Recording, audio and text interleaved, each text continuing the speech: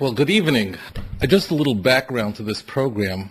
This lecture was really born out of an event that occurred about 10 years ago.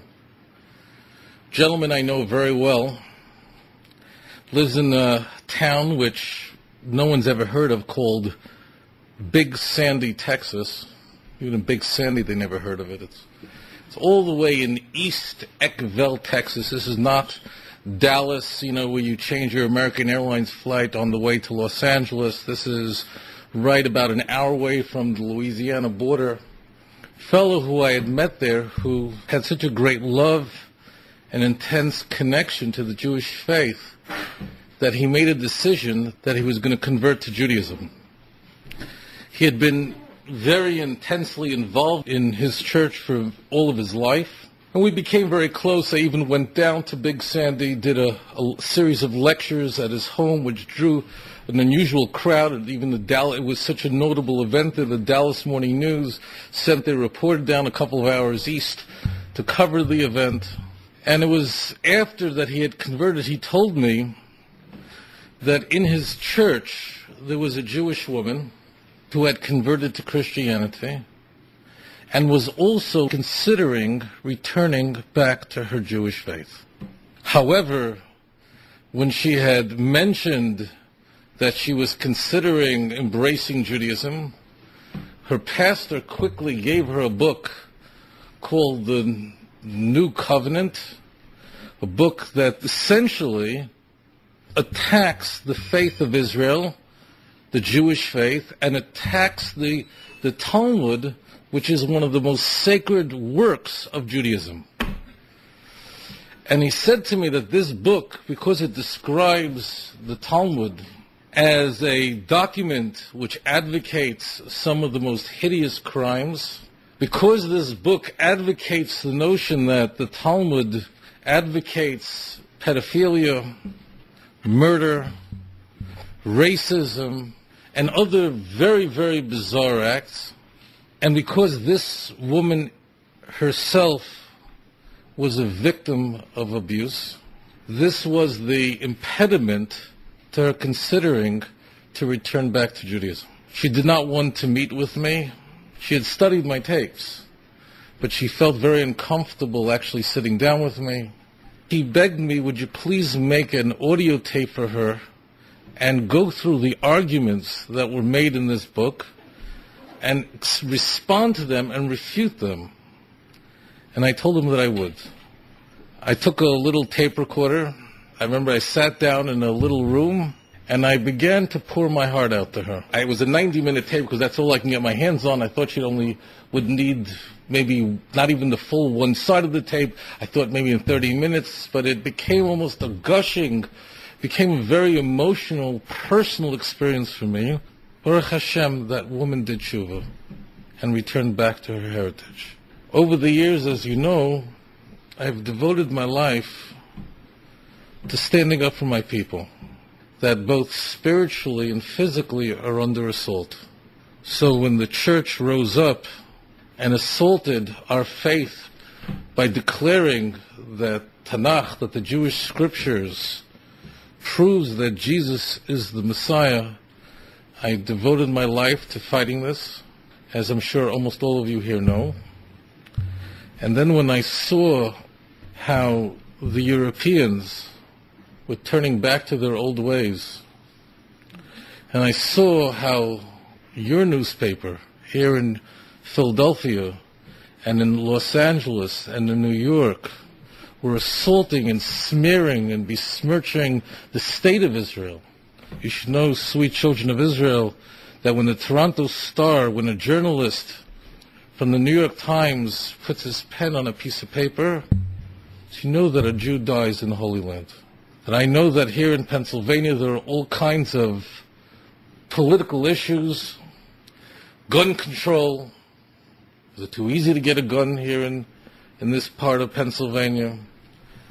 Maybe vouchers. Why are you paying all this money in taxes on your real estate and then you send your kids to a Jewish day school? There should be some sort of, you should be sub. These are all issues that, but I say this to you that these issues are not nearly as important as what's happening in the Holy Land, where almost each and every day our people are dying. In years past, although I had made this tape, which what I thought was very important for this woman, I thought that these arguments and assertions made by those who would attack our faith, and specifically attack the sages of Israel, I thought these people were so on the extreme of society. They don't really represent anything that's significant that is occurring. So I never made that tape public, and it remained a private tape between myself and her. Over the last decade, much has happened. It's interesting that what is occurring is, as Christians in America, and I never dreamed I would ever say this to you, but I am, as Christians in America, particularly devout Christians, are becoming more philo-Semitic as a result of their Christian Zionism, which I never dreamed those words would leave my lips, because, as you know, most of my adult life has been devoted to fighting evangelical Christians, fighting for the souls of my people. But what's occurred over time is something very strange. The Gemara tells us that the outside affects the inside, and although so many evangelical conservative Christians became Zionists because they learned it in the pews of their churches, but what occurred was they became devoutly committed to the Jewish state and to the Jewish people, and as a result of that, it actually had an enormous impact on the character of many of these individuals, where many of them today are very sincerely devoted to the Jewish state, sincerely. And I've seen it, and I've heard it, and I know it's true. Now, there are many people from this genre who are not sincere, who have only one interest, and that's the conversion of the Jews in Israel, and it's to prepare Israel for the second coming of Jesus, and all kinds of theological issues. However, there's no doubt that in America today, there is an outpouring of love for Zion that is unfolding in Christian America. In Europe, the exact opposite is occurring. There was a survey done about a half a year ago. Almost all of you are familiar with it. It was a survey done of 15 European countries. Among these people, it was a huge survey. I think it was over 1,200 people were included in the survey. They asked what country in the world presented the greatest threat to world peace, and almost 60% said not North Korea. They didn't say Iran. They didn't say the Sudan, that at this moment, as I'm talking to you, Kindlech, there are black men and women that are being slaughtered in a genocide and sold into slavery. It's a very holy thing if you'll be involved in trying to free these people and even redeem these people. In the Arab world today, there is unbridled anti-Semitism, where claims are made openly that the Talmud advocates unspeakable crimes. And I am sorry to tell you that there are many messianic organizations, many Christian organizations in America that teach the very same thing. And therefore, I cannot remain silent any longer. This presentation is a necessity. People ask me the question of the people who advocate that the Talmud would advance such hideous crimes, such bizarre things which we'll discuss in a moment. Are these people all anti-Semitic? I don't take that charge lightly. The answer is yes. Without exception, the people who advance these ideas are all viciously anti-Semitic. Logically speaking, there should be no need for a lecture like this. Monotheistic religions are generally not noted for being very tolerant. Generally speaking, and there are many exceptions to this, pagan religions historically have been very tolerant. If you believe that there is one God and there is no other and this is the only way, so it doesn't leave a lot of room for the Hare Krishnas. Doesn't leave a lot of room for the guys running around in airports with yellow shmatas on and sandals, running around with paint on their head. And every Jew is walking by, oh, that poor mother, right? But if you believe in 185 different gods, so if somebody comes up with another, so you have 186, it basically doesn't disturb the whole rubrics. It doesn't see another deity, so it's another one. However, although what I had told you is the case, Judaism is the notable exception because the Jewish faith teaches, as our sages tell us, the Gemara says, that you don't, certainly, the word doesn't even have to say this, that you don't have to be Jewish to be right by God. Famous Talmud says in Sanhedrin that every one of you know this, that the righteous of all the nations have a place in the world to come. You know this, that if someone comes to a Rav, someone comes to a rabbi and says, I want to become a Jew, so the rabbi sends him away. Why? Because this is an exclusive club? No, the reason is, the basic reason is, there's no need for someone to be a Jew. A person can be right by God by worshiping the one God of Abraham, Isaac, and Jacob, and observing and being faithful to the 7 basic Noahide laws. So if you're going to take someone who wants to convert to Judaism, and let's say today they drive on Shabbos and eat hamburgers from McDonald's, so there's no sin. If a rabbi is going to take such an individual and convert him to Judaism, and that person will drive on the Sabbath day and eat that which is not kosher and not feed the poor and not clothe the naked and not protect the orphan and the widow, God is going to require it of that person. So what rabbi wants to create sinners? It's better the person should be a Gentile. Judaism teaches that every person is created in the image of the Almighty. Christianity has been, until recently, our greatest oppressors. You should know that in Islam, they invent nothing. You can look when you go home, you look at your computer. When you get in your car, you can look in where your car was made. When you look at a medicine, you can look where the medicine was invented. Guarantee you, nothing came from Egypt and wasn't made in Libya. And medical advances that have saved your life and your family's life didn't come from Saudi Arabia. All the technology that these Arab countries have with their billions in petroleum is all imported. They contribute nothing to society. The only thing the Egyptians give us is some cotton, that's the end. The only in the only democracy in the Arab world, in France, we see something. In the exact same way, the anti-Semitism that we see that is launched against our people from the Islamic world, from the Arab world, it is all also plagiarized. None of it is original. When you see the caricatures in the Egyptian press, how the Jew is presented, it's in the way that the church did for 2,000 years. None of it is original. 2 years ago on Purim, there was in the front page of the Saudi Arabian, the main paper there, front page, whatever it was, the Riyadh Times, whatever they got there, the front page that the Jews use blood to make hamantash. They take the blood of Muslim children and they use it. You know what a hamantash is? The triangular cake that Jews eat on Purim. None of you know how to bake here? They say that the integral ingredient is blood. It is interesting that in Christianity and Islam, who launched these attacks, both of them teach that if you're not a Christian, you're going to hell. There's no hope for you, sir. Mark 16, he's getting all depressed. Mark 16:16 says, if you believe and you're baptized, you're saved, and if you believe it's not, you're damned. You could be a nice person, you could be a fine individual, but if you don't believe, so 2 Thessalonians chapter 1 verse 8 says that you'll go into an eternal lake of fire. And talking about glass houses and Revelations describe synagogues. We're standing in a synagogue now. Synagogues, according to Revelations, is really a den of Satan. It says that openly. And in John 8:44, it says that from the mouth of Jesus that the Jews are the seed of the devil.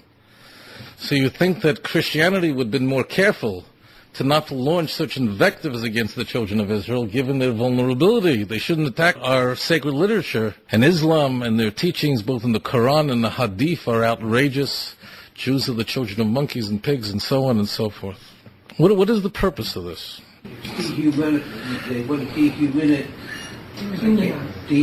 Exactly. The purpose of this is to dehumanize the Jewish people. Because if there can be a monicum that the Jews have the truth, it can become very dangerous. And given that Christianity believes that 1 minute before Jesus was born, who had the truth? Every Christian would have to say the Jews. And incidentally, they wouldn't say the Sadducees, and they wouldn't say some offbeat crazy group back then. They would have to tell you, wouldn't say the Essenes, they would say that the Pharisees, which are essentially Orthodox Jews. If you're Reformed, don't be insulted. Those movements didn't exist back then. So therefore, there's a great credibility. And if you study racism, when I went to college and went to the school of social work, so the course I took I learned the most from was, I think I discussed this when I spoke about Mel Gibson's film The Passion last time I spoke in this town. So I explained that in order for a people to commit crimes against another, they must always dehumanize them. Always. If someone believes that you're equal, then how could you perpetrate such crimes? How could you cut somebody's head off? That's why when the terrorists nab Jews and Christians, you look at them, they're cutting their heads off, not shooting them, which is more antiseptic, but cutting the heads off, and not cutting the heads off with a guillotine, but with a knife, and the most hideous thing. And I thank God that they film it. I feel like sending them more cameras because the world should know the truth. But how is it possible? How could it be? Because in their minds, these individuals are infidels, and therefore they're dehumanized. Therefore, all crimes can be committed against them. But all the Muslims that they had kidnapped, all the people that belonged to the faith of the terrorists who were taken, were ultimately freed. None of them were murdered. Why? Because they couldn't dehumanize them, because they were worshiping in the way that they worshipped. I mentioned to you that one of the great ironies of World War II is that while the Europeans were murdering one-third of the Jew, all of European Jewry was destroyed. In 1940, there were roughly 18 million Jews in the world. By the end of 1945, there were 12 million. All of Polish Jewry was destroyed. Not only were the Jews couldn't get out, had no way to get to America.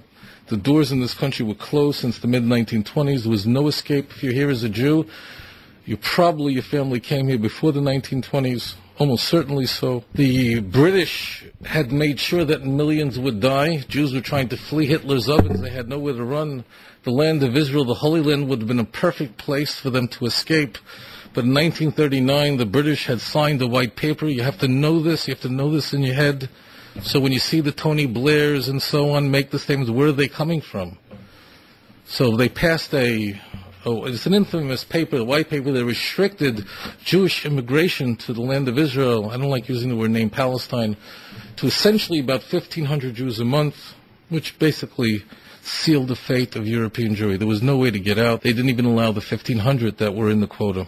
While this is occurring, while the Germans were murdering the Jews, over 1 million of them were children, while the Ukrainians were volunteering to join the special squads that would go out and murder, and while the Lithuanians, you know that almost all Lithuanian Jewry was murdered during World War II, but they weren't murdered by the Nazis. Almost all of them were murdered by next-door neighbors, by Lithuanians, who just, as soon as they were given the opportunity, they just went out and murdered the whole Jewish community. Only about 10% of Lithuanian Jewry survived World War II.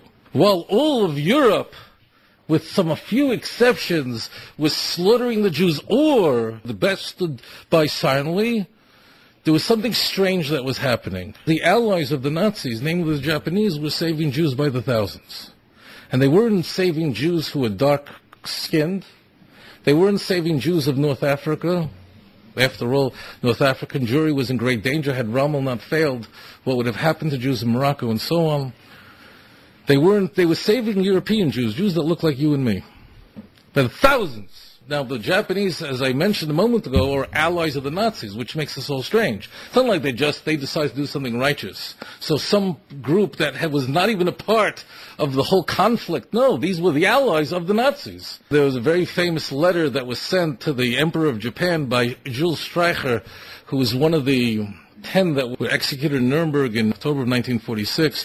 Streicher was executed because he was the propagandist. He was the editor of Der Stürmer. He wasn't executed, convicted for shooting anybody. He made it possible through his material for the literature, hatred, that was able to drive the Europeans to murder Jews. Of course, he wasn't working with a blank page. He was working with a European society that was pregnant with hatred, that was built on a teaching of contempt, that had scapegoated the Jewish people. He writes a letter to the Emperor of Japan. How could you do this? How could you don't you know what you're doing? You're letting Jews into your country, come and ensconce in your society. They'll take over your banks.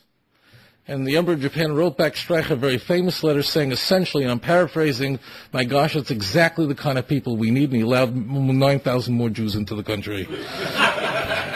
How could it be? How is it shaykh such a crazy thing? Are the Europeans genetically different than Japanese? I don't think so. The difference is that the Europeans were poisoned with literature about the Jews. This type of literature, that the Jews were subhuman, that they have an inner society that controls the world. As you heard Ralph Nader describing a presidential candidate, Congress is Israel's puppet, the Jews control the world, the Jews are parasitical and dangerous people. It's a completely different kind of racism than the kind of racism against black people. White people in America didn't fear black people. They simply considered them less than white people and therefore were simply property. They weren't afraid of them. The Jews, they were afraid the Jews would conquer them, would destroy them. That was the nature of the Jew. And people say, oh, we have to learn more about each other. We have to, if Arabs and Jews would sit together, they would learn more, and they would go swimming together, and they would they would climb a mountain together. You saw that Sunday episode, a Palestinian and Israelis climbed up the top of the mountain. They thought this is world peace because they jumped the top of a mountain. A guy and a Jew, they're finished. That if they would sit and climb mountains and swimming and flying in the air together, certainly that would eliminate every problem. We have to just learn more. That's, of course, nonsense. Any study of history will tell you that the people who persecute us the most are the ones who knew most about our religion, and their religions were closest to ours. None of you here ever walked into a store and was called some dirty word by a Buddhist. Never happened. You wouldn't even know if it happened. They wouldn't know why. Why? Because their literature says virtually nothing about you. That's why. And their literature certainly doesn't say anything evil about you. But because the Arab literature, because the Islamic literature, because Christian literature, it says horrible things about the Jews, it's the literature that demonizes us, and that is the purpose of this. And tonight, we're going to examine the assault on the Talmud and how it's designed to demonize the Jews in ways that probably your imagination could not even contain. Many people might ask the question, what is the Talmud? I heard the word Talmud, the Gemara, Mishnah, bantered about, but I didn't go to yeshiva growing up. I'm really not sure what it is, so I'm going to just take it a moment so you'll understand what it is. The Talmud essentially is many things. First of all, it's enormous. Talmud, I think, is nearly 6,000 pages, 63 volumes of the major work of the Talmud. It is compiled of both the Mishnah, which goes back, let's say, to from 200 BCE to about 200 CE. That part is basically written in Hebrew, and then you have the Talmud part, which is in Aramaic, and those are the students of these individuals. But the word Talmud essentially refers to the body of literature that, number one, records the oral law. Judaism records that when Moses, our teacher, gave us the Torah, he not only gave us the Torah, but he also gave us instructions in how to observe the Torah. What is written in the Torah is the written law, and how to observe it is the oral law. For example, people are confused by it. Some people think the written law has, let's say, people know the 613 commandments, so people think maybe 313 are in the written law and 300 are in the oral law. No, all 613 commandments are in the Torah, are in the 5 books of Moses. The Torah, the oral law, is to tell us how to do it, how to perform it. It's akin, lahavdol, it's akin to, let's say, you'll take out the Philadelphia Inquirer, right? You'll take a scissor and you'll cut out all the headlines and you put it on a wall. So if you look at the headlines alone, you'll have a clue of what the story is about, but you won't really know the details, and the details are in the story. So let's take a typical Philadelphia Inquirer day. In the upper right-hand corner above the fold, you'll have a story like, let's say, Israel kills 30-year-old Palestinian boy. It's a typical day, right? So, but you won't know how it was killed and what treachery did Israel commit against this little boy. So that's the details. So the Torah says, as an example, that if you want to slaughter an animal, but it's not for the purpose of sacred sacrifices in the temple, but you want to have hamburgers. So you can't kill an animal anyway. You can't shoot it in the head. You can't bang it or etc. The Torah says in Deuteronomy chapter 12 that you must kill the animal in the manner that I have shown you. Verse 21. So you'll say to somebody, where does it say how to slaughter an animal? So you'll search the Torah all day long, and you'll find it nowhere. That's contained in the oral law. Torah says a person has to wear phylacteries unbind it on their head by the mind. What does it look like? How does it look? How is it to be built? How is it to be designed? That's in the oral tradition. Our sages tell us that although the nations of the world will have access to the written law, they'll know what it says in the written law. And in Parshas Veschanon, in Deuteronomy, it says that the nations will say, what a great people that have such a wise law such as this. But our sages tell us that the nations of the world would never have access to the oral tradition. In fact, every morning you say it in davening, in your prayers. It says, most people say they daven through quickly, they don't realize what they're saying. It says, Magid Devorov Liakov, it's the last verses of Psalm 147. Magid Devorov Liakov, what does that mean? He gave his words, Devorov, his words to Jacob. He told his words to Jacob. The words, the plural, is written in oral law. And therefore, Chukov u'mishpatav liYisrael, and therefore Israel has the precepts and the statutes, Loi asa chen l'chol goy. The Almighty has done this for no other nation, and therefore, mishpatim bal yadum halaluka. Thy precepts they do not understand, praise Hashem. It's a verse. It pays next time, tomorrow morning when you're davening, and maybe it's going a little quickly, it's okay, slow down and think about what I've just said to you, it'll be a holy thing. And you should know in the King James Bibles, you can't say Devorov, plural, because they don't believe in the oral law. So you'll see in the King James Bible, it says that he gave his words, singular, not words, plural. Although originally the oral law was only meant to be transmitted orally, it was given to Moses orally, he gave it to Joshua, Joshua gave it to the elders, and it was passed on to the prophets. When the children of Israel were enduring one of perhaps the worst period in our history besides the Holocaust, and that's the period of the destruction of the Second Temple, our people went through a terrible catastrophe. Now we're during the 3 weeks, so we think about this. But in many ways, the destruction of the Second Temple was worse than the destruction of the First Temple. When the First Temple was destroyed, the entire nation, with few exceptions, went to Babylon. And when they went to Babylon after the destruction of the First Temple, there were great prophets and sages who had left earlier, who had arrived there earlier, who had already built great institutions in Bavel. So when Jews arrived after the destruction of the first temple that was destroyed by the Babylonians, they came and there were synagogues there. Ezekiel was there. Could you imagine arriving and you have people like Ezekiel waiting for you? Cheskel, the great prophet, was there. The whole people were together. And they were together in a place where there were already institutions in place. Some Jews did go to Egypt, including the prophet Jeremiah himself. But when the Second Temple was destroyed, that didn't happen at all. When the Second Temple was horrific, deaths in the tens and hundreds of thousands were killed, and the Jews went by slaves. They were spread throughout the Roman Empire. Remember, the Jews represented about 9% of the Roman Empire. Out of 44 million, about 4 million were Jewish. They had lost everything. It was like the lights had gone out. It was horrible. And then in the second century, you had a catastrophe beyond no words. And I'm not going to go in time. We'll never permit this. But you had the whole Bar Kokhba debacle where there was a revolution that took place to retake the land of Israel back from the Romans. It was headed by Bar Kokhba. It was a very popular movement. And they succeeded. They went back to the land of Israel. They retook Jerusalem. And that lasted until the year 135, 132 to 135. We went through a Hadrian period. The Romans finally, after 3 years, finally were able to reclaim. But imagine if God forbid Israel would lose a war, chas v'sholom, and the Jews that remain, what would happen to them, and what the Arabs would do with us if we lost the war. In your mind, not one of you has an imagination that can even contemplate such an idea, contemplate such a thought. That's what happened. Wiped out.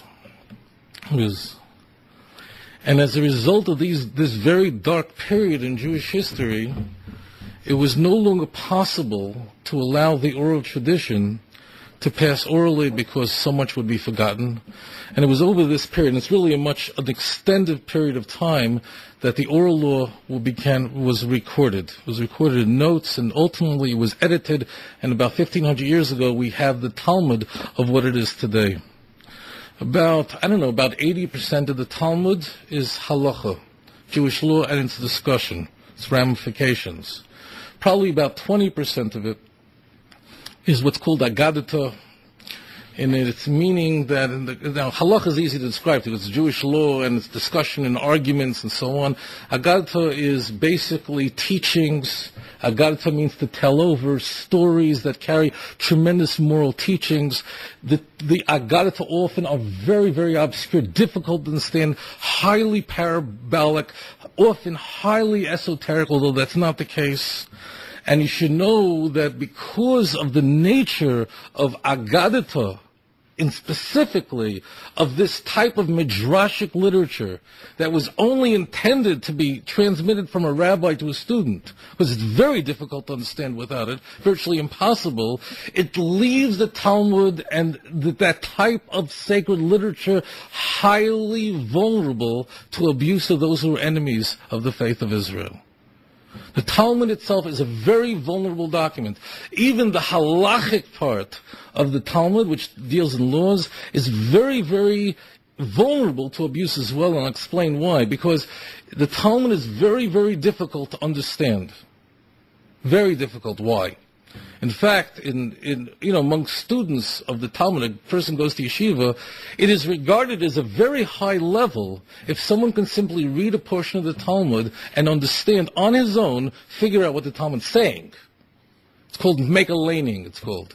Somebody can make a laning. You imagine that you should have a discipline that if you open a book, just understand what you're reading. Forget about depth and so on. Just understand what it's saying requires great scholarship.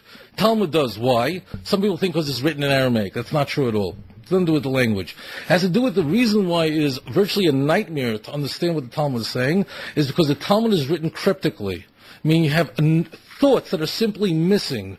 The Talmud is essentially a scholarly work and there is a presupposition that the person who's studying it either is already a scholar or is studying at the foot of a master who's a scholar, and therefore huge thoughts are simply missing from the literature. ArtScroll has done something monumental along with Steinsaltz. What is the great innovation? Talmud had been translated before. You'll notice that ArtScroll has to add in words that are not in bold to just fill in so you understand what it's even saying.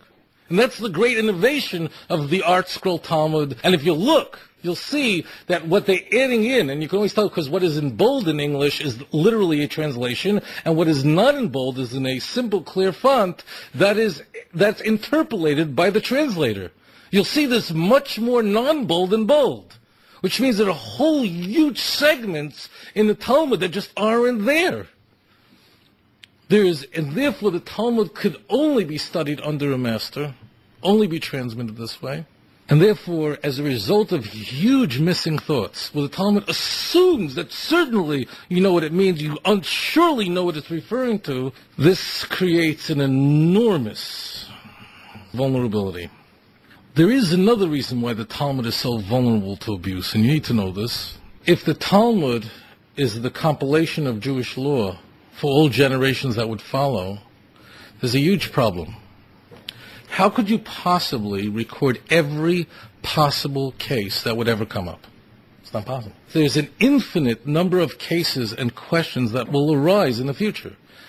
And the sages were writing a document that was to go for eternity, and from this document, all Jewish law could be derived. Once the Talmud was sealed, it was immediately accepted by all Jewish communities around the world, and that became authoritative. But how do you write a document, how do you record law that any case, possible outcome, could be derived from it when you cannot possibly record an infinite number of cases? It's not possible. Not only that, there will be advances in technology. There will be new ideas, new philosophies. There will be new animals that would be discovered, new human conditions that would exist that didn't exist at the time. How is it possible? And therefore, what the Talmud did was the cases that it examined and the cases that it argued over were the most extreme so that everything else could be understood from it. And that's why there are many cases in the Talmud. When the Talmud says, Hocha b'may askinon, you know what it's talking about here. And the Talmud then tell you a scenario, and you read it. If I read it to you, some of you would start laughing. It's absolutely bizarre. Strange. It makes no sense because these cases would virtually never occur. They would never happen in human life. But just like in a laboratory, when you want to study a chemical, so if you all went to high school and college, you took a lab, when they want to know how does one chemical interact with another material, so they don't go to the store and buy ammonia or buy some thing from your Pathmark or whatever you have shopping right. They have bottles that are hermetically sealed that come from distributors that say on it exactly what it is. It's 100% pure, or whatever it is, sodium, whatever it is, in the kind of stinkach poison they put in there. It's perfect. Why do they now tell you the truth? Nothing that we use in the real world is perfect. This suit is not 100% wool. There's all kinds of other pigments in it and all kinds of things. In the real world, nothing is, there's not per wood. There's all kinds of schlacken, probably 250 carcinogens to cover this, to protect. How could it be? Why would they use something in a laboratory that would never be used in the real world? Because you want to be sure the outcome, you want to be sure the cause and effect relationship. If you don't have something pure, you're never sure about the outcome. You're not sure what the cause and effect relationship is. So therefore, if you take something that's absolutely extreme, so you know that everything else, let me give you an example. When you open up tractate Kedushin, so the Mishnah right away begins, first page starts off, a man can marry a woman with three things, with kesef, with money, with shtar, with the document, babiyah, with the relationship that they have. So right away the Talmud has a question, and that is, if a man can acquire a woman with money, he gives her money, and that's how the marriage is made. Today in a wedding, a man puts on his bride a gold ring on her finger. So the question the Talmud immediately asks is, what's the question? How much money is the minimum amount that a man could acquire a wife with? Okay? Fair question. How much do I need? That's a typical Jewish question. A guy, you say, oh, sounds good. Oh, was she pretty? A Jew's going, well, how much is it going to cost? So right away, as you can imagine, a big discussion, a big fight breaks out.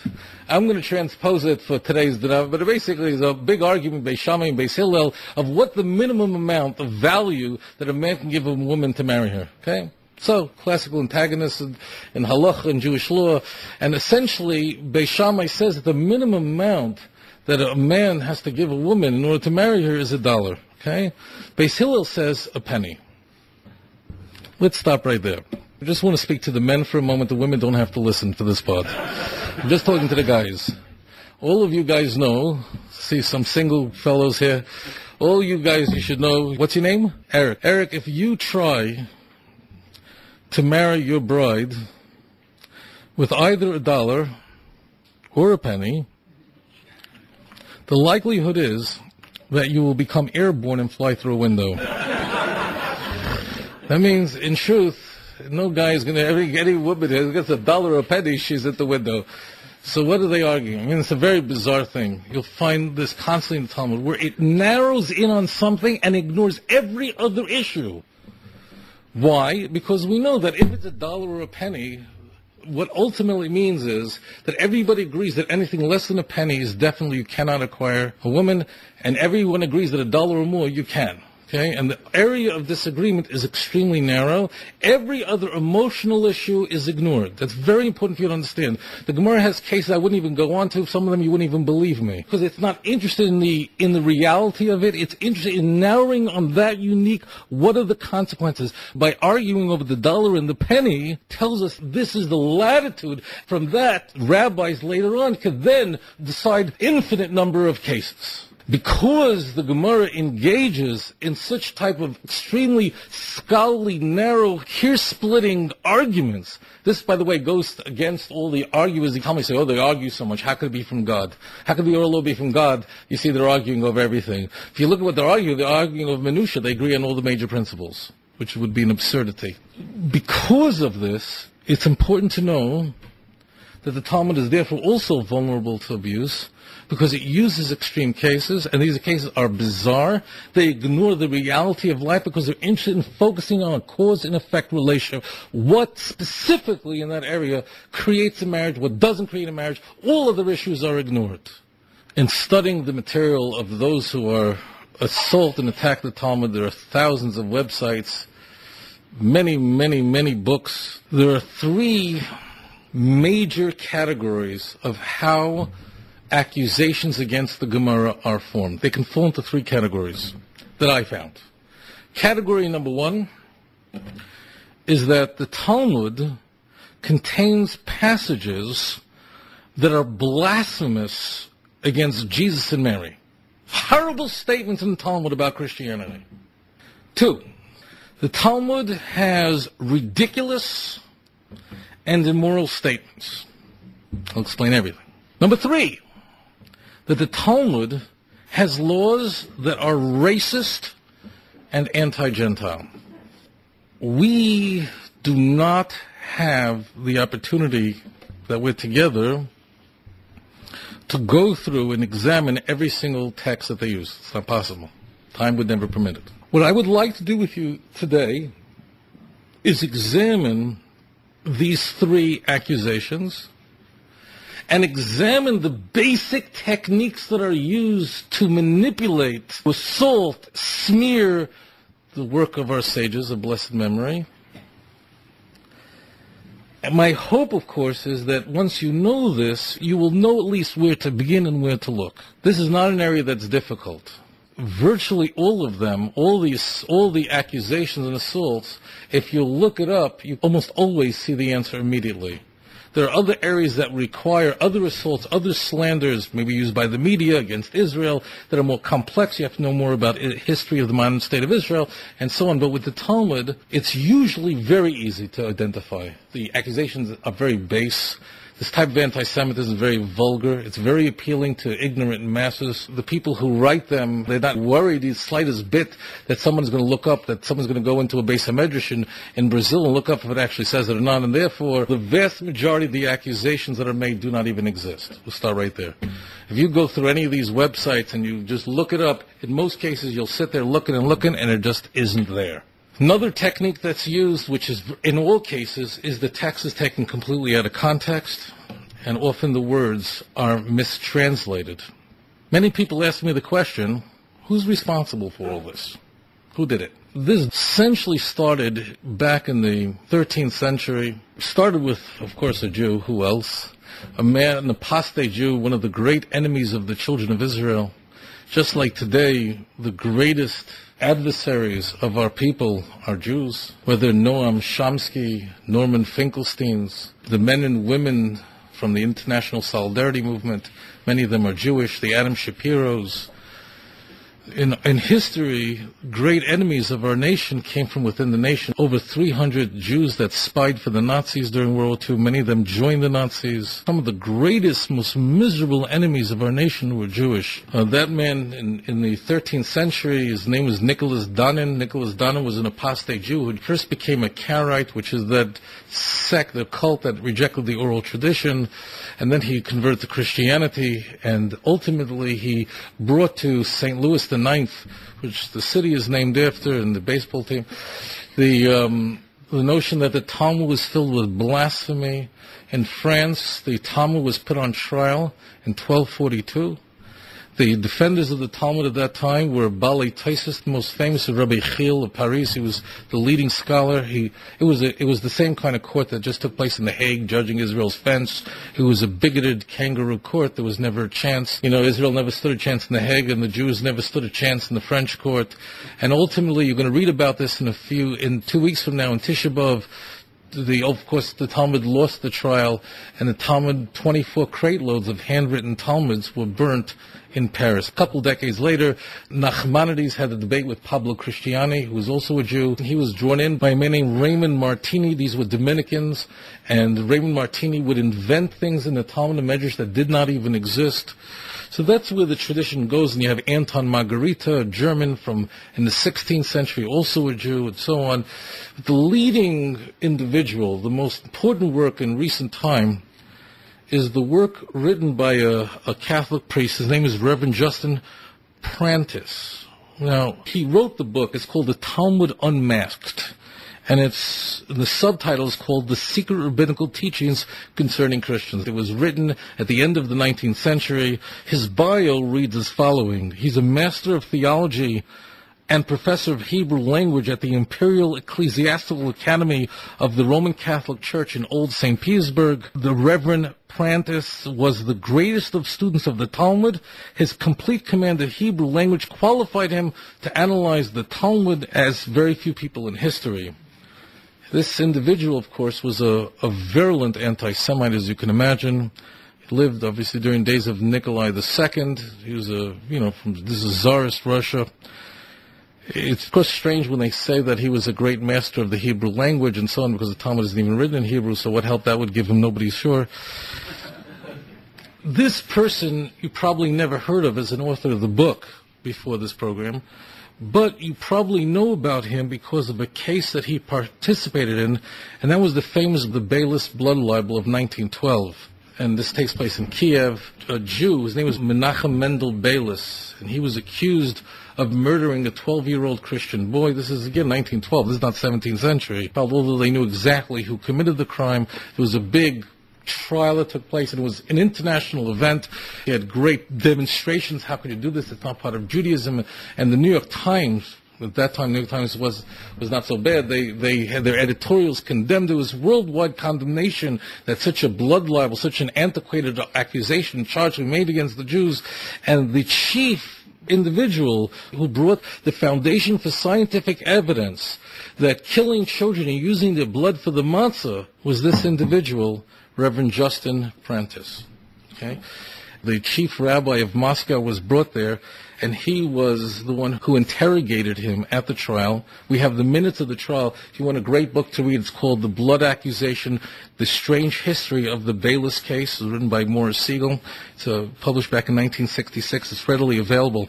And you can literally read the minutes of how the rabbi questioned his evidence. And I just want to read this to you because you can see that this was all nonsense. His scholarship was a fraud. Just want to read to you a few Q&As between the rabbi and this reverend. Rabbi Jacob Mazza, who's the chief rabbi of Moscow, asked him, what is the meaning of the word chulin? The answer, I don't know. Chulin is the name of a tractate in the Talmud, so if he had knowledge of the Talmud, he certainly know the name of the book. Chulin refers to that kind of food that is profane, meaning is not offered in the temple, that it's not holy, it's not sacred, it's ordinary. That's what that tractate deals with. What is the meaning of Erevin, the chief rabbi asked him. Answer? Oh, you read the book. Erevin is also named a tractate that deals with the laws of setting up certain areas that are demarcated so one could, for example, carry on the Sabbath day. What is the meaning of Yevamot? His answer? I don't know. These are the minutes. That's a reference to a Levirate marriage of a brother who dies and the younger brother marries the widow. His final question I'll share with you is, when did Baba Basra live? And what was her activity? I guess Baba... His answer... Oh, so you know the book Bahat. So now you understand what kind of individual we're dealing with. Let's now go through the examples. First, I told you the first accusation is that the Talmud contains passages that are blasphemous against Mary and Jesus, that are blasphemous against Christianity. Now, although I'm going to demonstrate to you that this argument is false, it's a completely ridiculous argument. It's just very clear that Judaism doesn't believe in Christianity. It's very clear that in a Christian fundamentalist view, any other religion is blasphemy. If you are not a Christian, that means you don't believe in Jesus the Messiah, you don't believe he's a prophet, you don't believe he was born of a virgin, you don't believe he rose 3 days later, you don't believe, then you are a blasphemer. So why would Judaism be judged by a Christian worldview? I mean, Christianity would be, we're big boys and girls here, we can talk. In Judaism, Christianity is blasphemous. Let's be frank here. It just needs to be set up front that if Christians are looking for advocates for their religion, they're not going to find it in Jewish literature. It's just a simple matter. All of the sages of Israel, every author in the Talmud, would have died. Any of our sages would have given his life rather than become a Christian. Rashi's own father, the greatest commentator on the Talmud and all of Jewish literature, his father was murdered in the First Crusade because he was a Jew, because he refused to give up his faith. The notion that because someone believes, even a Christian would concede that if Jesus is not the Messiah, he's not the Son of God, if he's not God manifest in the flesh, then it's idolatry to believe that he is. Every Christian would concede that. So the whole notion is ridiculous. Another point that needs to be said, Christianity is virtually never discussed in the Talmud because, first of all, it was very unimportant. It was very unimportant because the more you go back in time and in place to the beginnings of Christianity, the less likely it is that you'll find anyone that believed in it. As you move away from the first century, from the Christian century, the more likely it is that you'll find people that believe in Christianity. By the way, if you take Mount Sinai, it's the exact reverse. As you go back both in time and in place to Mount Sinai, the more likely is you'll find people that believe in it, that believe in the national revelation. As we move away from Mount Sinai, well, the less likely is. And those are two inverted models, and the question is, what do they say to you? Moreover, in Babylon, where the Babylonian Talmud was put together, Christianity had not gone there yet, so it was very insignificant. So although the Talmud will deal with many heretics, and many of them are a big hit in the Talmud and get a lot of ink in the Talmud, Christianity gets virtually nothing. In fact, one could even argue that there's absolutely nothing. It should be said from the outset that because for 2,000 years the church has, without mercy, slaughtered our people and brought unspeakable misery to our nation, there was definitely an antagonism, clearly, that developed among the Jews towards Christianity.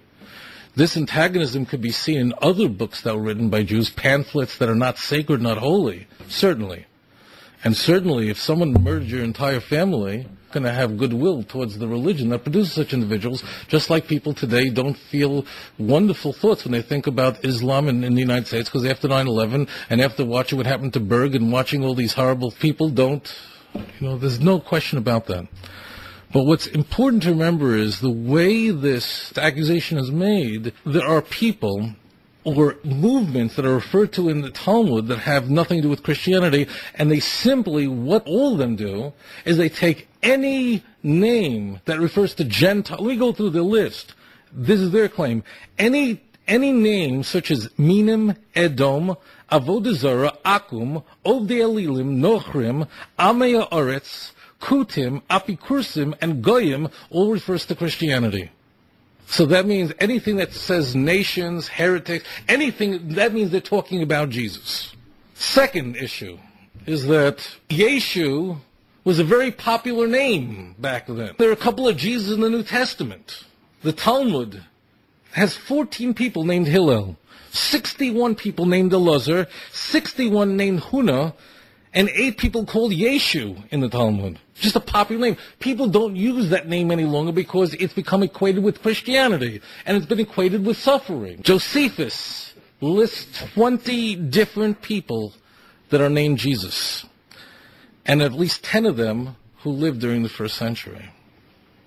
So as a result of this, texts that are used, even in Talmud where you have somebody who was an apikaris or somebody who was an enemy or someone who created problems among the Jewish people, they did not even live during the time when Christianity says that they did, and therefore the Talmud is speaking about them.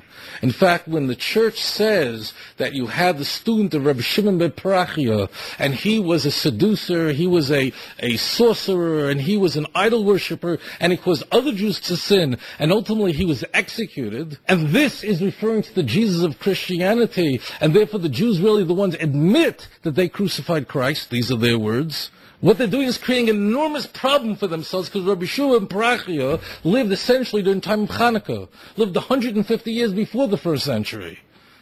And there's actually a theory that's been around for a couple of centuries, and that theory is that there was never a person named Jesus. But what people did was they took this personality that already existed in the Talmud a couple of centuries before. It was like a composite personality of this individual with Hillel, and they put it in, that's how they came with Jesus. And then there's a second individual that lives in the time of Rabbi Akiva named Yeshu, that's second century, that also would have nothing to do. So if they claim it's Jesus, the problems they create are, I'm not going to spend a lot of time on that. I want to really spend the remainder of our time on the other two accusations. One is that the Talmud contains bizarre and immoral teachings. What I'd like to do is just go through some of the most common claims, and obviously those claims when there is, in some sense, some truth to it that the statement actually does exist, or in some fashion exists. Let me give you a couple of examples. Child molestation is in the Talmud. On any one of these websites, unfortunately, in some Messianic websites and Arab websites, they quote a Gemara in Tractate Yevamos 11b. And they quote the Talmud as saying that sexual intercourse with a little girl is permitted if she is 3 years of age. Up to 3 years of age, you can have intercourse with a girl. It's hard to imagine a charge that's more serious than that. I want to quote now the Talmud and what it says. Rabbi Yehuda said the name of Rav. We'll go through the whole text. A male child who has relations with a female adult, and a male child here is referring to a male who's under the age of 9 years old, causes her to be like one who is injured with a stick. Rav said, this is what is meant. An adult male who has relations with a female child, which means a child who is under the age of 3, has done nothing at all, because when a girl is less than 3 years old, it's like sticking your finger in an eyeball. Imagine what that kind of lesson does to someone in Paris reading that. That's what it says in Talmud, most revered text. You hear this and you're kind of thrown back. Among pious Jews, people who are very faithful, not only such ideas are unimaginable, a religious man doesn't even touch the hand of a woman who he's not related to or married to. Doesn't sit in a room alone. Doesn't listen to the voice of a woman who's singing, who's not his immediate relative or wife. You go to Meir Sharim, you go to a city where pious Jews are to be found, you never would see even a husband and wife showing enormous physical affection for each other in public. It's considered inappropriate. So such a charge is something that's extraordinary. It's a very serious charge. What is the Gemara talking about? If somebody would look at that section of Talmud, you'll see that the Gemara is not talking at all about morality and religious morality. The Gemara says in many, many places that anyone who has relations with a minor, it's as if he raped her. It's ironic that there's so many statements in the Talmud and religious life about the religious approach to a man and a woman and how the relationship should be. Never are these texts quoted. Never, not one of them, because none of them would help their cause. This text is dealing with the issue of what's called a reverse dowry, a ketubah. And the Talmud is dealing with the issue of how much does a woman get to receive for a ketubah is called a marriage document, but it's really not a normal document, because a normal document is a bilateral document. In exchange for one thing, you get something else. A ketubah is a completely unilateral document. It's a contract where the man promises the woman that if he divorces her, he will pay her to sustain her if he divorces her. And this protects her. In the world around Judaism, where women were regarded as nothing more than cattle, and that goes on today in the Arab world in places like Saudi Arabia. So thousands of years ago, our sages ensured that women's rights were protected, their lives were protected. In fact, the Gemara says, it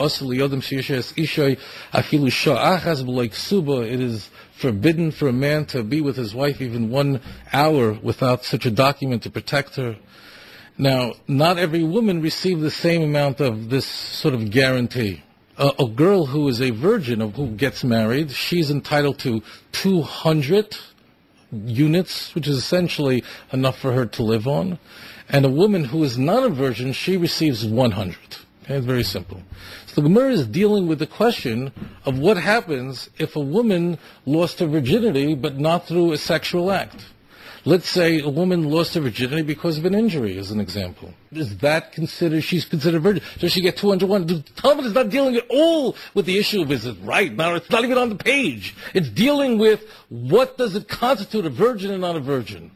So the Gemara, first of all, explains a point, and that is, children, a boy under 9 years old, is incapable of being a sexual partner. In halacha, a boy who's under 9 cannot have sex. And if something that simulates sex occurs, we do not regard it as something that's sexual.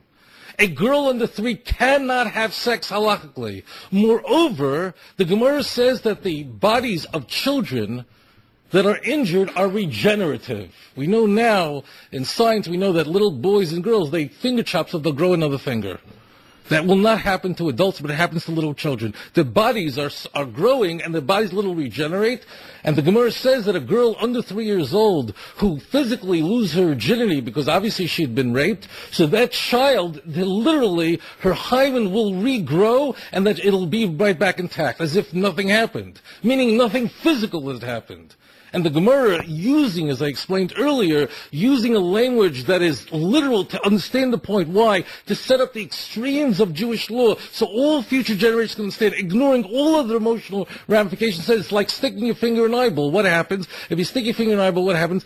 Tears come out of your eyes to wash it away. Now, when those tears come out of your eyes, does your eye then lose the water like spilling a cup out? No. The eye is then able to, whatever is in here is able to produce whatever it is so that more tears can come out of God if you stick your eye in again. There's no shortage of statements throughout the Jewish law about the sanctity of marriage. But it gives you a sense of what happens to the mind of an Austrian who reads such a text. It helps you understand what happens to a Muslim living in Ramallah when he's introduced to such material, that, a people who hold this book sacred, who teach such ideas, of course you can blow them up. Of course you can blow up a girl just a few hours away from her wedding in the Hillel Cafe as she's sitting there with her father, Dr. Applebaum. A nation invent a Holocaust. Only a satanic, demonic people could do such a thing. Then you could stick them in a gas chamber. Then there was never a temple. Arafat teaches that directly. Mahmoud Abbas, the Prime Minister of the Palestinian Authority, now he's in retirement. He wrote a whole book in 1992. The Jews invented the whole Holocaust. If you believe these things, then you can believe anything about the Jew. Here's a text. It says here that God himself, quote, now the word here does say God. When the quote goes, very popular, it's all over the place. I can't say his name, so I'm going to break it up into pieces. Jehovah. Okay, I break it up because I wouldn't even say that, even though there's no J in Hebrew. Himself studies the Talmud standing. He has such respect for that book. It's a quote from the Gemara. Sure. Any of you study Talmud a little bit? Yeah. You know what tractate it's in? It's in Tractate Mechila. You ever study Tractate Mechila? There is no such tractate.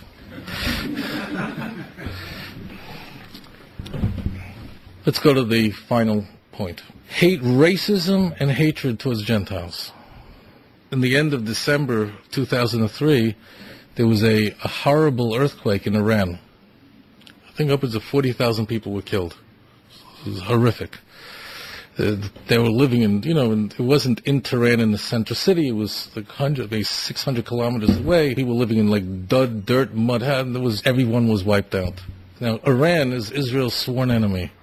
Do you think that if Jews would have antipathy towards any people, would have towards these Muslims who despise us, and all day long, what do they think about in Iran? How to develop a weapon to destroy Israel. It's all they dream about all day. And they have a missile now that can go further than Israel, can go beyond into Turkey, and they're now in the course of building a nuclear program, which the world is deeply concerned about. So as you would imagine, even if the Jews were average people, but here your enemy has an earthquake, you think that the state of Israel will be dancing on the streets. Our enemies have problems, right? Not Israel. Israel has some of the most advanced detectors for life under buildings, moving equipment, and so on, because of the bombing problems it has and dogs to find life, because of what Jews have to deal with every day, because of what Iran does in Hezbollah. It's an unbelievable thing. So Israel wanted to send help to its sworn enemy. What does Iran say? What does the government, the Islamic government, Iran? We don't want your help. We don't want help from Zionists. Amazing thing. So what is Israel? So you think, okay, that's certainly an excuse to get out. People are wondering, it's time to get out. Why do you have to give us our medicine? They're just get better than kill us. No, it's not good enough. So what does Israel do? Israel then, you talk about the compassion that the Jewish people have for the nations of the world, because we feel responsible for them. We are here. The function of the Jew is to be a light to the nations. So we feel, when we see the Goyim messing up, when we see them sinning, we feel responsible for them. And we feel, what goes on in the heart of a Jew for the nations of the world when they act this way? We see disappointment. You let us down. That's why in Schindler's List, that was such an important film. That's why you cried your brains out. Many reasons, but basically it hit something in your soul, because Oskar Schindler was a German. He was a person who made money off the war and had women from the war and everything. And if I posit to you that if the hero of that film would have been a Jew, it would not be as meaningful. But we saw, oh, look at this guy. He pulled himself out. He was never an anti-Semite, but he was just an opportunist. But he made himself great and he became a tzaddik. See, why did that hit your soul so hard? Why? And you can see it 20 times and you're crying. You're crying by the time it's over on the floor. You're crying because your soul is crying. Say, oh, look at this Gentile. I'm here to be a light to the nations, and this Gentile pulled himself up. Israel then is told that they can't send food and help to the Iranians who were injured and so on. They were looking for survivors. So Israel then sends medicine and help to other countries to have it relabeled as coming from other European countries, so then those countries then forward it to Iran. That's the kind of nation we have. I ask you, do the Europeans have anything to teach the nation of Israel about compassion? No. Does the United Nations have anything to teach the Jewish people about mercy? No. Does The Hague have anything to teach the Jewish people? No. Just setting it up. Jews teach racism towards Goyim. I'll give you again just 2 examples.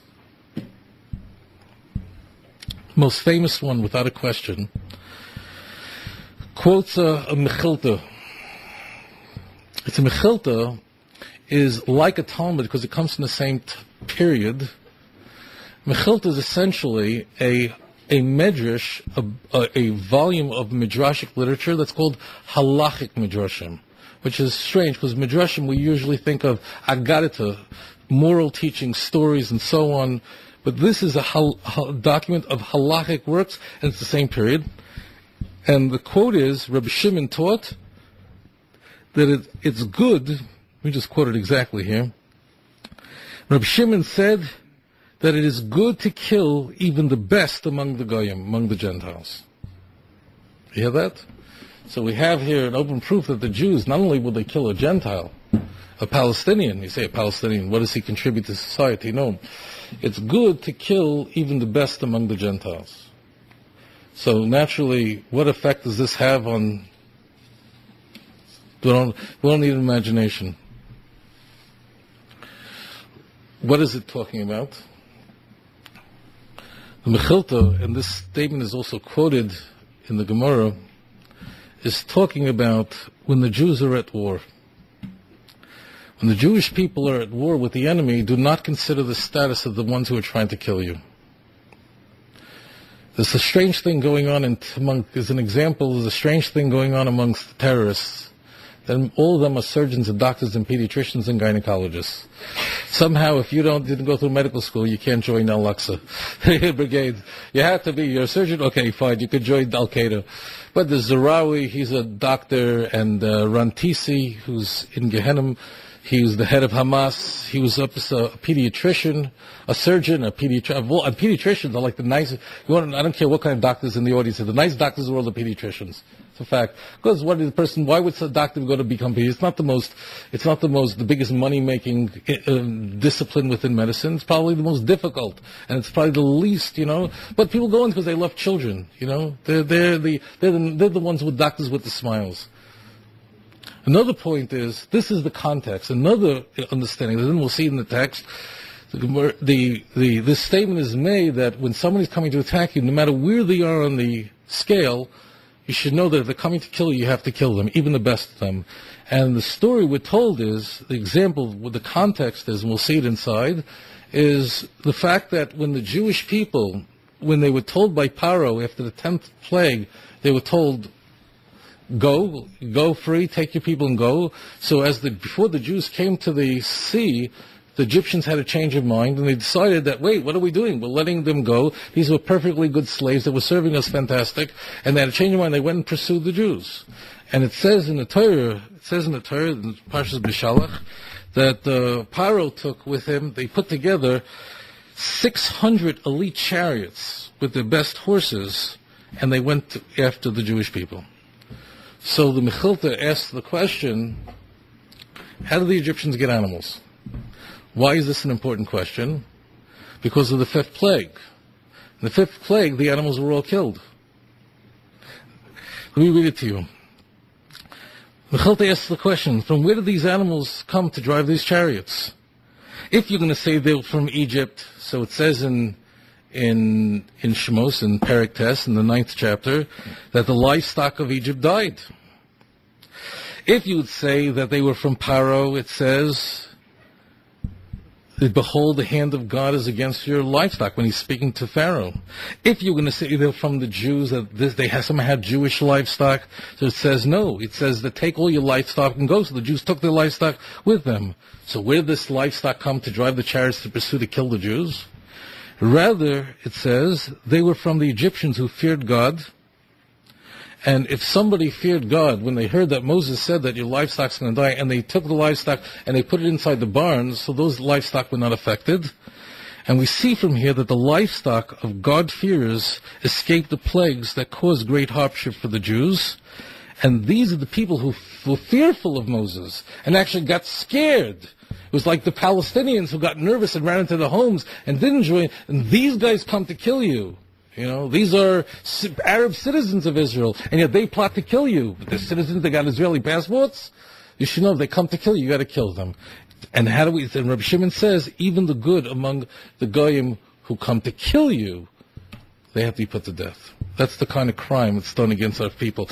And as you'll see, incidentally, next week, the media does the same thing in slandering us and using the same techniques. I want to finish with one last piece, and I'm going to wish you a good night. I guess we'll open up to questions. The last piece has become very popular after Schindler's List came out. The most powerful scene in the film, I think, you'll probably agree, is the one of the last scenes when Oskar Schindler is given a ring that was made from the teeth of the inmates in gratitude for saving so many lives. And it's a very powerful scene because he had emerged from being someone who was a womanizer and someone who just, someone who was trying to make money off of other people's misery. Now, that at the end he becomes a tzaddik.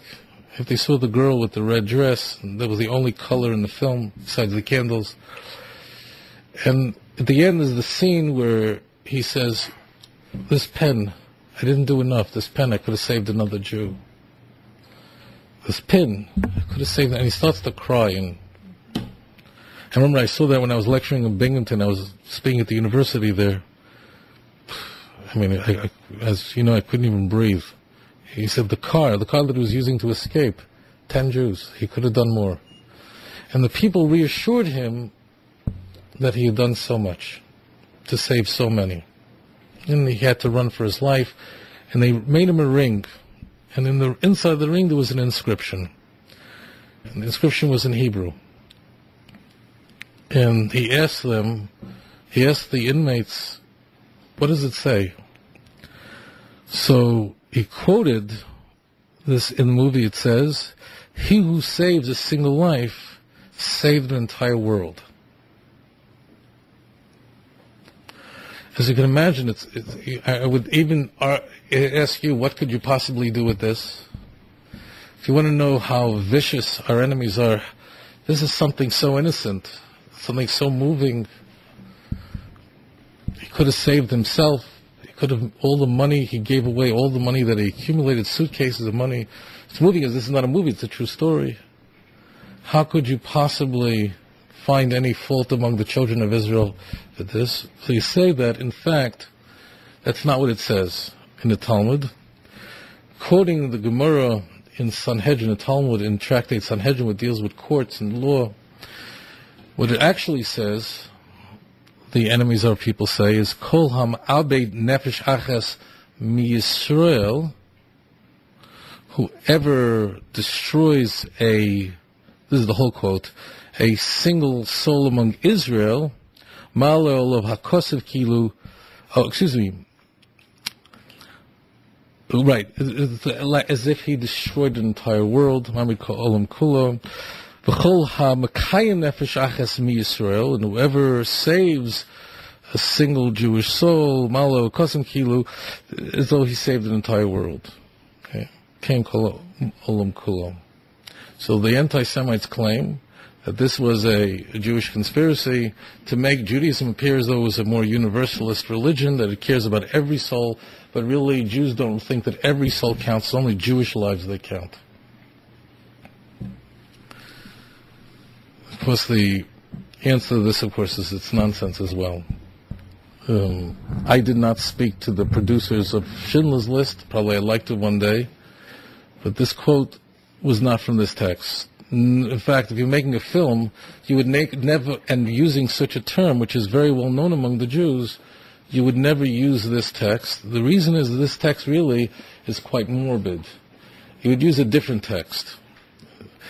The text that was used is a text that appears in the Jerusalem Talmud, not in the Babylonian Talmud, which says, whoever saves a soul as if he saved an entire world. Why does it say in one place from Israel and in one place any individual? And the location is in Sanhedrin 4, verse 1, section 1, which would be on 22a, is because in the section in Sanhedrin, the Babylonian Talmud, which the anti-Semites quote, it's talking, the context is that witnesses in a capital case, a morbid story, that witnesses in a capital case, when people are bearing witness against someone, so they warn him, and there's a whole instructions of what's said to them. Do you understand what you're getting involved in? The court says to them, and wants to frighten them. Are you sure that the testimony that you have here is not hearsay, but it's from you? Because you understand you're going to kill somebody with your testimony. Your testimony has the potential to put a person to death. And there's a whole series of instructions, literally, that you read it and you start to shake. And then, again, then it turns to the witnesses and says to them that if you destroy one soul in Israel, it's if you destroy the whole world. If you take an innocent life among the Jews, because that's the context, it's witnesses against a Jewish person who's being accused. Change one word, you misquote one thing, and suddenly you have a complete new message. I want to end just by reading you this one little piece. I like ending by reading a little piece to you. It's a short little essay written by a Russian writer. I chose Tolstoy because Tolstoy lived in a Russian world that was viciously anti-Semitic, and that his contemporaries, it means fellow writers, were viciously anti-Semitic. Russian literature produced at that time was all pregnant with hate against the Jewish people. And yet he was a different kind of person. He was a person that certainly, as he grew older, condemned anti-Semitism, and he wrote a little essay on the Jews that I'd like to read to you. What is a Jew? That's how he begins. Let us see what kind of peculiar creature the Jew is, which all the rulers in all the nations have together and separately abused and molested, oppressed and persecuted, trampled and butchered, burned and hanged, and in spite of all this, is alive.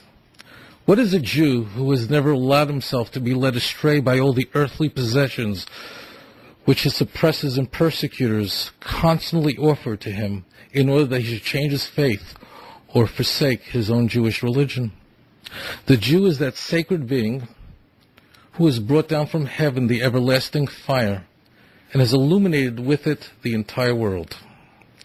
He is the righteous source, spring and fountain out of which all the rest of the peoples have drawn their beliefs and religions.